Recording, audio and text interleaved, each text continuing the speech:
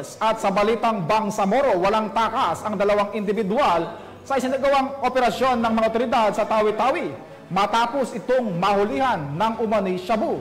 Patrolwoman Veronica Lagi sa ulat.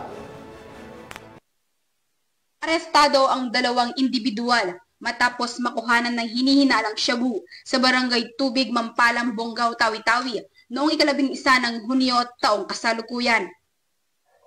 Kinilala ng mga otoridad ang mga suspect na sina alias Bin, 52 anyos na residente ng barangay Tubig, Mampalang, Bonggao, Tawi-Tawi at si alias Mar, 25 anyos na residente din ng barangay Poblasyon, Bonggao, Tawi-Tawi.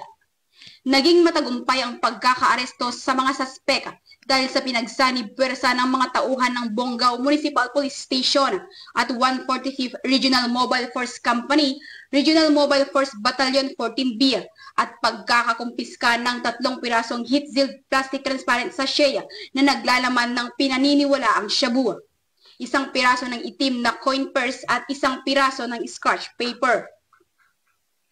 Ang mga narestong suspect kasama ang mga nakumpiskang ebidensya ay dinala na sa Bonggao Municipal Police Station para sa investigasyon at tamang disposisyon. Patuloy na paigtingin ng Tawi-Tawi PNP ang paghuli sa mga taong nagpapalaganap ng pinagbabawal na gamot upang mapanatili ang kaayusan at kaligtasan ng ating komunidad tungo sa isang bagong Pilipinas. Mula dito sa reyon ng Bangsamoro, ako ang inyong Police News Network Correspondent, Patrolwoman Veronica Lagi, alagad ng batas, taga-taguyod ng Balitang Pulis. Maraming salamat sa Patrolwoman Lagi.